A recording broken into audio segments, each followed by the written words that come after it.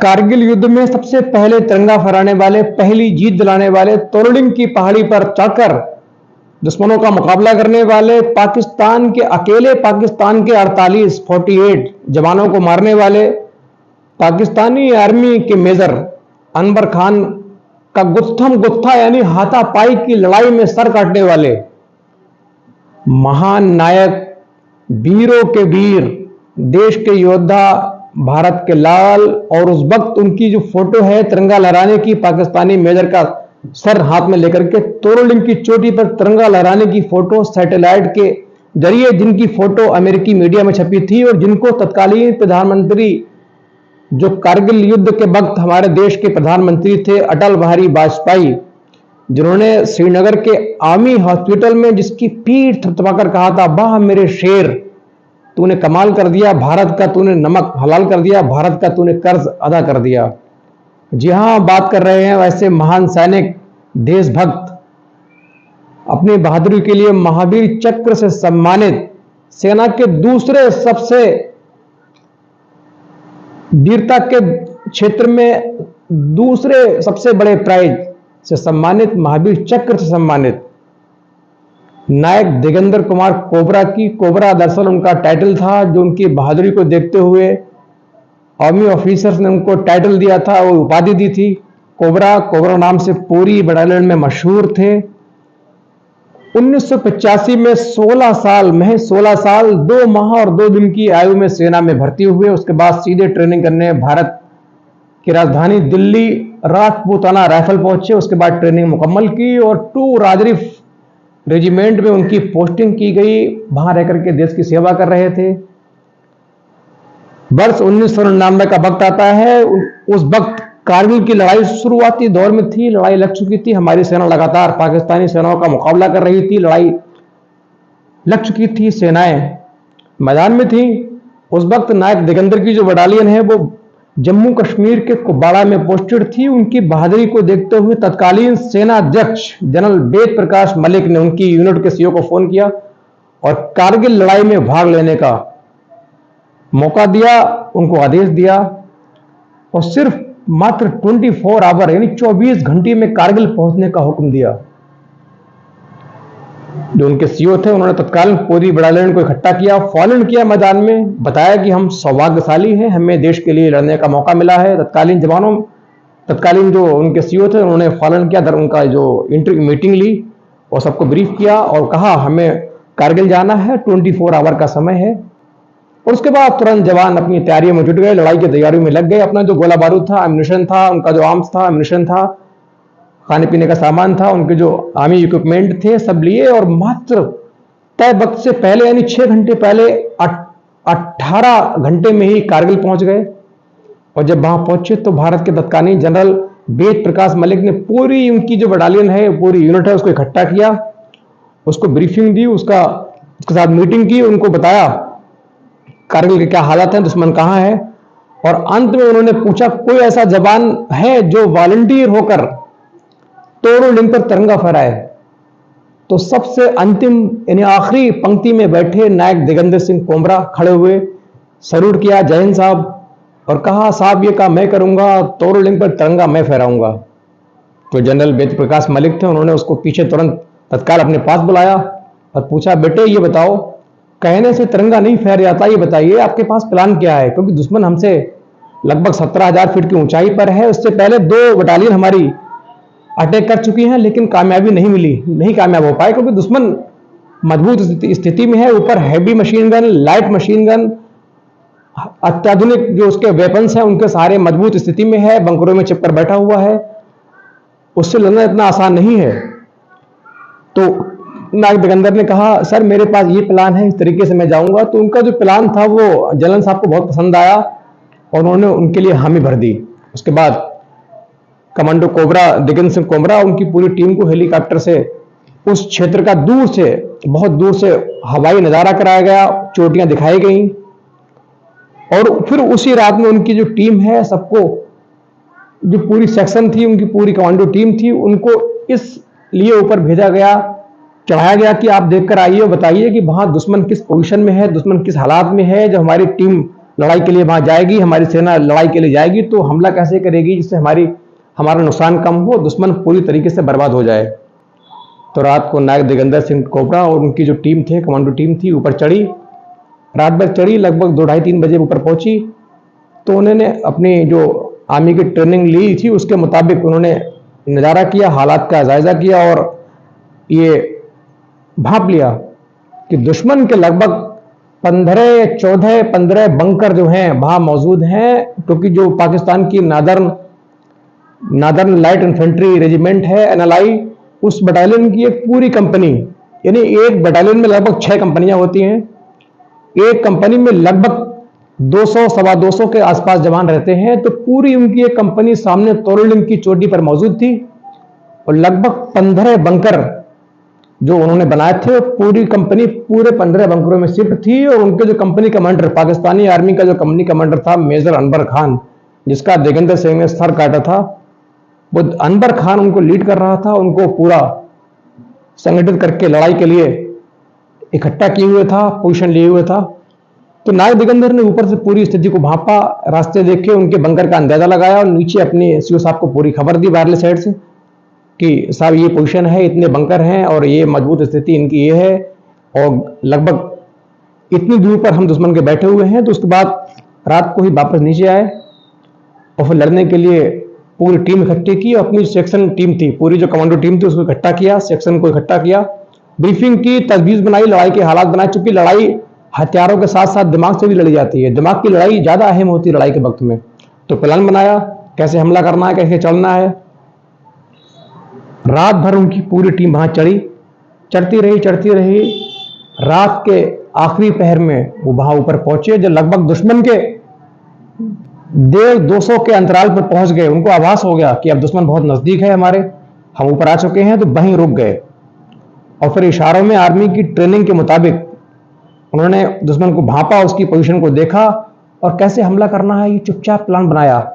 इशारों में बात की और उनकी जो टीम थी उसने तय किया कि हम सब मिलकर एक एक बंकर को बर्बाद करेंगे।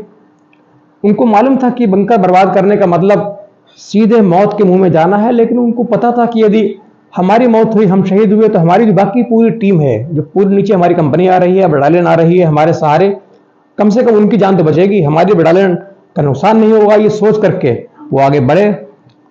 पहला बंकर तोड़ने की जिम्मेदारी नायक दिगंबर सिंह कोमरा ने ली। दिगंबर सिंह कोमरा चूंकि कमांडो ट्रेनिंग में सख्त थे, मुस्तैद थे, काफी मुश्किल हालात से निपटने वाले थे, चुनौतियों से लड़ने वाले थे। तो पहला बंकर तोड़ने की जिम्मेदारी दिगंबर सिंह ने ली और बंकर की ओर बढ़े। सारे जवान अपने अपने टास्क की ओर, अपने अपने बंकरों की ओर एक अंदाज के मुताबिक।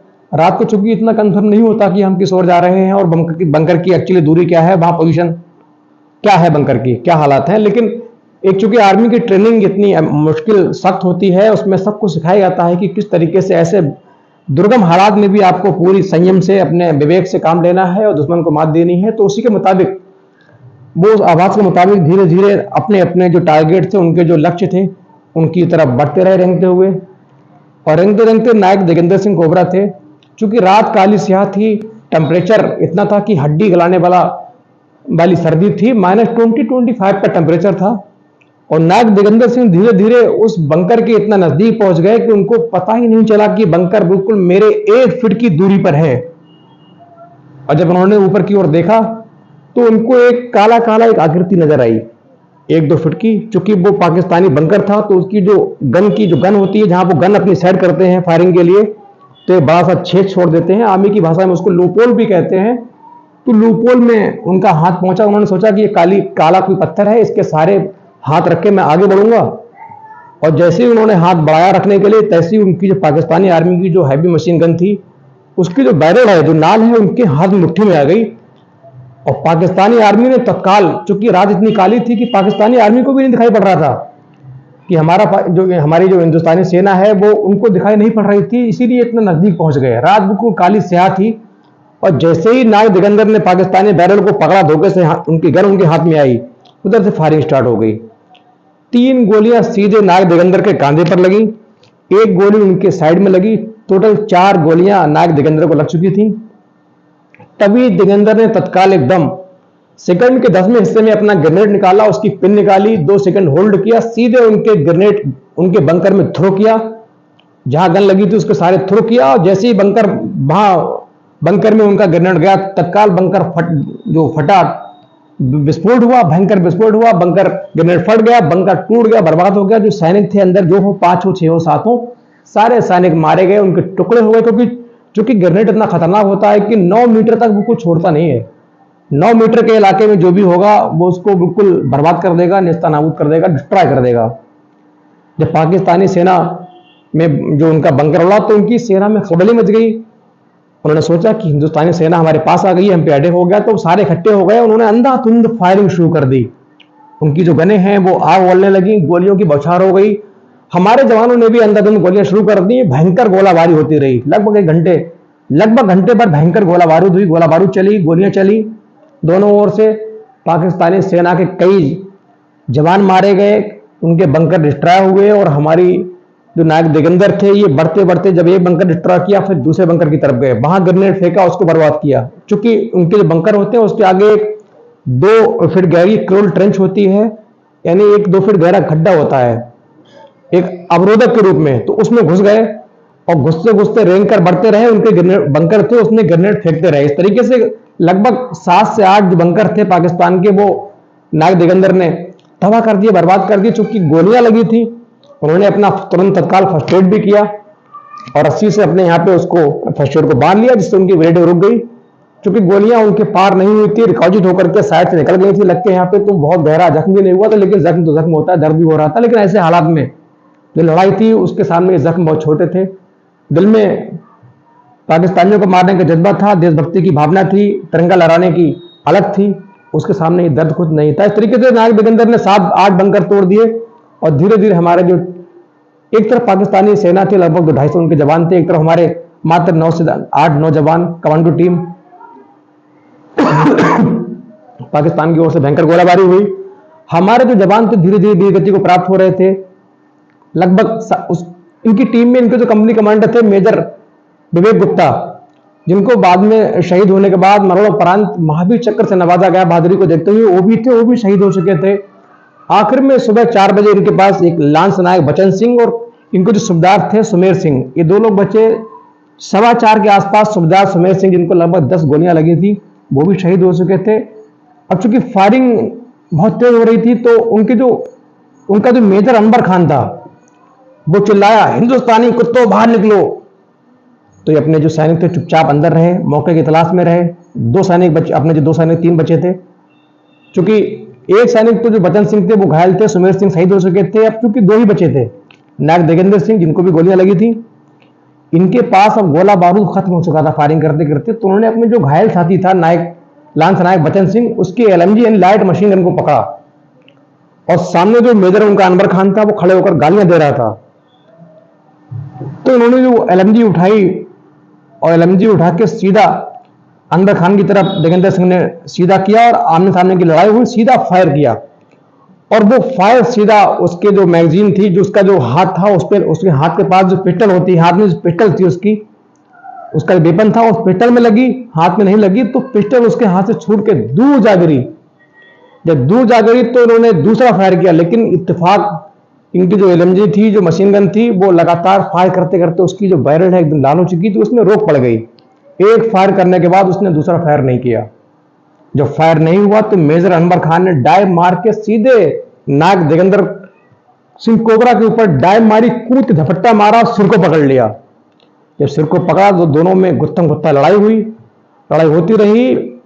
इसी बीच पाकिस्तानी जो मेजर था अनवर खान, उसने किसी तरह अपने को छुटाकर अपने देश की ओर भागा। लेकिन दिगंबर सिंह कोबरा जो महान योद्धा थे, महान सैनिक, वीरों के वीर, कमांडो ट्रेनिंग की हुई थी, उन्होंने झपट्टा मार करके पीछे से डाइव मारी, मेजर अनवर खान का सिर पकड़ा, लेकिन इनका हाथ फिसल गया, सीधे उनके कॉलर पे हाथ आया, कॉलर भी छूट गया। धीरे धीरे बेल्ट हाथ में आई, बेल्ट भी छूटी, फिर नीचे आकर के सीधे उसके पैर का जो जूता था, शूज था मेजर अनवर खान का, जूता पकड़ा मजबूती से, उसको सीधा अपनी ओर खींचा। जब अपनी ओर खींचा तो दोनों में गुत्ता गुत्ता लड़ाई होती रही, हाथापाई की लड़ाई होती रही, कभी वो नीचे कभी वो ऊपर। इसी दौरान जो नायक दिगंबर सिंह गोबरा थे, उनके पास, चूंकि लड़ाई में हर सैनिक को एक चाकू दिया जाता है जो जहर से डूबा हुआ होता है, अगर वो जरा से छू भी जाता है तो भी मृत्यु हो जाती है। उस चाकू को निकाला और सीधा अनवर खान की गर्दन में ठोका। जब ठोका तो तुरंत अनवर खान शांत हो गया, उसके प्राण पखेरु उड़ गए। हिंदुस्तानी वीर के हाथों लग चुका था, फंस चुका था, छूटना मुश्किल था। फिर नायक दिगंबर ने उसकी गर्दन को काटा, गर्दन को लिया और उससे कहा, बोल कुत्ते। तो बोला था, हम कुत्ते, बता कौन कुत्ते हैं। लेकिन ये एक मरा हुआ इंसान कहाँ बोल पाएगा। अनवर खान की मौत हो चुकी थी, वो मर चुका था। उसकी गर्दन को लेकर के उन्होंने तिरंगा निकाला, गर्दन हाथ में ली और तिरंगे को उनकी बंकर जो थे वहां पे ठोका, तुरलिंग पहाड़ी पर लगाया। और जब लगाया उसके बाद, चूंकि गोलियां इनकी सब खत्म हो चुकी थी, ब्लीडिंग भी हो चुकी थी, काफी गंभीर थे। उसके बाद वहां तिरंगा लहराया और वहां भारत मां की जय बोली। तब तक पीछे से हमारी जो टीम है, हमारे जो कमांडिंग ऑफिसर थे, उनकी जो यूनिट थी, वो पूरी बटालियन पहुंच चुकी थी। उन्होंने देखा इनकी हालत बड़ी खराब है, लेकिन जज्बा, उनका जो जज्बा था उसके सहारे बस बोल रहे थे, चल रहे थे। हालात काफी बिगड़ चुके थे, ब्लीडिंग काफी हो चुकी थी, थक चुके थे। तो फिर उनको तत्काल कमांडिंग ऑफिसर ने स्ट्रेचर पर लिटाकर सैनिकों के सहारे नीचे लाए, बेस कैंप लेकर आए, सीधे हेलीकॉप्टर के सहारे श्रीनगर के आर्मी हॉस्पिटल ले जाया गया, जहां सीधे उनकी युद्ध की दास्तान को सुनकर भारत के प्रधानमंत्री अटल बिहारी वाजपेयी उनसे मिलने पहुंचे।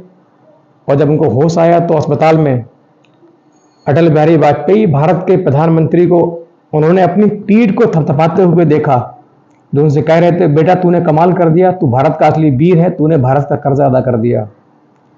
उसके बाद उनकी जो आगे की इलाज के लिए पूना भेजा गया। उसके बाद जो लड़ाई खत्म हो गई, हम लोग लड़ाई जीत गए, भारत लड़ाई जीत चुका था। उसके बाद सीधे जो जनरल वेद प्रकाश मलिक थे, उसकी बहादुरी से प्रभावित होकर सीधे पूना पहुंचे, उसको मिठाई दी और उससे कहा, बेटा तुम्हारी बहादुरी से पूरा देश खुश है, पूरे देश को तुम पर नाज है। उसको बताया कि आपकी बहादुरी के लिए हमने आपको महावीर चक्र देने का फैसला किया है, और उनको महावीर चक्र दिया गया। तत्कालीन जो राष्ट्रपति थे KR नारायणन, उन्होंने अपने हाथ से इस वीर को जो थे महावीर चक्र प्रदान किया। इस प्रकार जो एक गाथा थी हमारे वीर की, नायक दिगंबर सिंह कोबरा की, वो खत्म होती है। ऐसा देश है हमारा, ऐसे वीरों की ढाड़ी है हमारा देश, ऐसे वीरों से भरा पड़ा है हमारा देश। और आज की जो वीर गाथा में एक परम वीर की, एक हमारे वीरों के वीर की दास्तान थी, वो खत्म होती है। और लिहाजा मैं आपसे रिक्वेस्ट करूंगा, चैनल को सब्सक्राइब करें ताकि आगे और हम ऐसे वीडियोस लगातार बनाते रहें, हमें वीडियो बनाने की हिम्मत मिलती रहे और लगातार हमारी जो युवा पीढ़ी है उसको एक प्रेरणा मिलती रहे। हमारे जो वीर हैं उनकी कहानियां सुन के वो प्रेरणा लेते रहे, उनके अंदर देशभक्ति की लौ अलग जगती रहे और वो हमारे वीरों की गाथाएं हैं सीनों में हमेशा जिंदा रखें, बना रखें। इसी के साथ दीजिए इजाजत। जय हिंद।